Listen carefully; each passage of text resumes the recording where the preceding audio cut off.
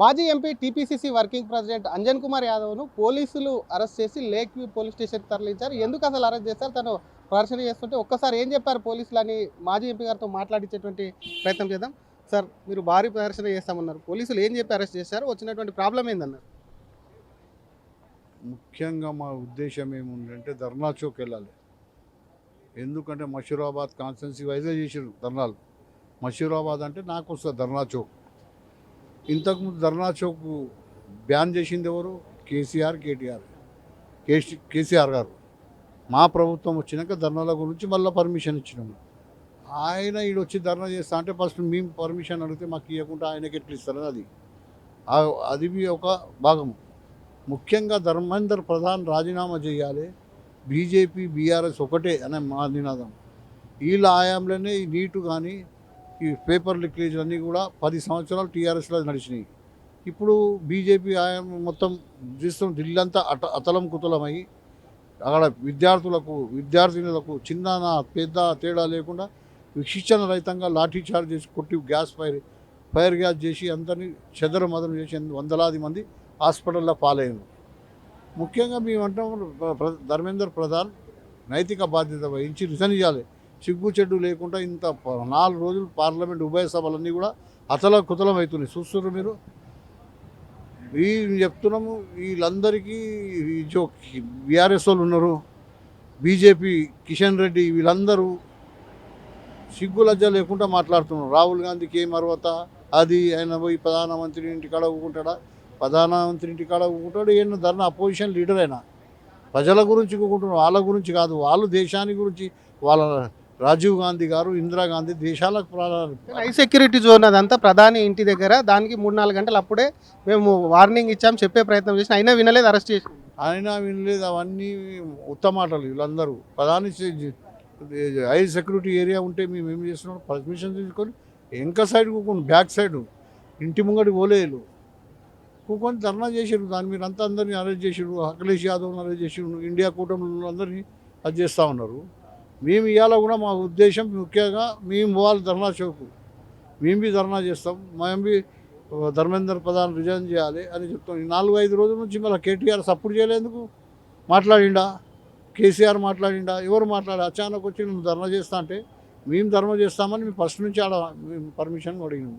కేటీఆర్ ఇందాక చిట్చాట్ చేస్తూ ముఖ్యమంత్రి నేరుగా ఎక్కడ కూడా ధర్నాలో పాల్గొనలే, చేస్తలేడు, లోపాయికార ఒప్పందం అటు బీజేపీ కేంద్రంలో ఉన్నటువంటి బీజేపీతో వ్యాపారాలు చేసుకుంటున్నాడని అన్ని ఉత్తమాటలు.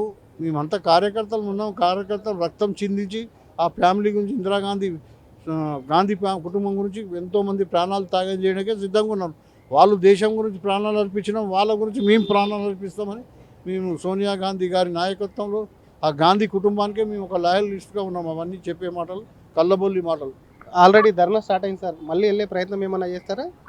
మాకు ఇక్కడ మా చెల్లా చెదురు చేసిన మా కార్యకర్తలు అందరూ ఒకళ్ళు నాంపల్లిలా, హ్యాబిట్స్లా, పంజగుట్టల, అక్కడ ఇక్కడ చెదురు మదురు చేసారు.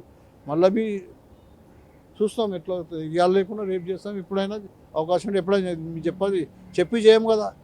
ప్రతిపక్షంలో ఉన్నప్పుడు కూడా అరెస్టులు అయినరు, ఇప్పుడు అధికారం కూడా మీదే, మిమ్మల్ని తీసుకొచ్చి పోలీస్ స్టేషన్లో కూర్చోబెట్టి ఊకం పెడితే దేనికైనా తయారు. మేము ఎప్పుడైనా పవర్కు ఎంజాయ్ మేము కాంగ్రెస్ కార్యకర్తల్లా కాంగ్రెస్ బతికించుకోవడానికి 10 ఏళ్ళు బీఆర్ఎస్లో. అదేవిధంగా ఎన్టీఆర్ రామారావు ఉన్నప్పుడు, చంద్రబాబు ఉన్నప్పుడు కూడా నేను నగర అధ్యక్షుడిని. అప్పుడు కూడా ఉద్యమాలు చేసినా, ఎప్పుడైనా ఉద్యమాలు చేస్తాం.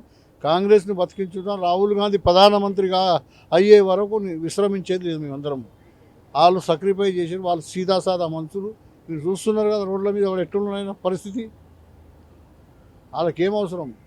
దేశంలో ఉన్న విద్యార్థులందరూ లాఠీ చార్జ్ చేసి వాళ్ళని జైళ్ళ పాలు చేసి ఎక్కడ పడితే అక్కడ కొట్టి వాళ్ళని చెద్దురు మది చేసి ఢిల్లీలో ఒక లారీ చెప్పులు వెళ్తే ఎంతమంది లాఠీ చార్జ్ అయింది వచ్చాడా? వాలంటరీగా ప్రజలందరూ వస్తారు. ఇప్పుడు త్వరలోనే బీజేపీ పతనానికి దగ్గర అవుతుంది.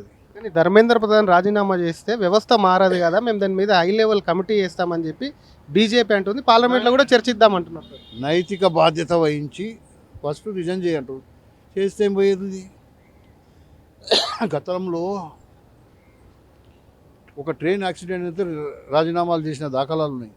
నీకు 2 ఏడాది నుంచి మొత్తుకుంటారు ప్రధాన దానం. ఎప్పుడైతే ఎగ్జామ్లో పిల్లలందరూ కొంతమంది సూసైడ్ చేసుకురు, వాళ్ళ జీవితాలతో చెలగాటం ఆడినాం. నిజం చేస్తే ఏం పోతుంది, మళ్ళీ ఎందుకు చేస్తారని మేము అడుగుతున్నాం. Thank you sir. ఇది అసలు ఒకవైపు ధర్మేంద్ర ప్రధాన్ రాజీనామా డిమాండ్ ఒకవైపు, ఇంకోవైపు ఇందిరా పార్క్ దగ్గర జరిగేటువంటి ధర్నా ఏదైతే ఉందో దాన్ని అడ్డుకోవాలి. ఎందుకంటే బీఆర్ఎస్ హయాంలో ఇందిరా పార్క్ ధర్నా చౌక్ ఎత్తేసింది. వాళ్ళకి అక్కడ ధర్నా సంబంధించి కూడా ధర్నా చేసేటువంటి నైతిక హక్కు లేదు కాబట్టి దాన్ని అడ్డుకునేటువంటి ప్రయత్నం చేస్తాం. పోలీసులు అరెస్ట్ చేశారు. దానికి డెఫినెట్గా కూడా సమాధానం తిరిగి చెప్తాం, మా కార్యాచరణ ప్రకటిస్తామని మాజీ MP TPCC working president Anjan Kumar Yadav అంటున్నారు.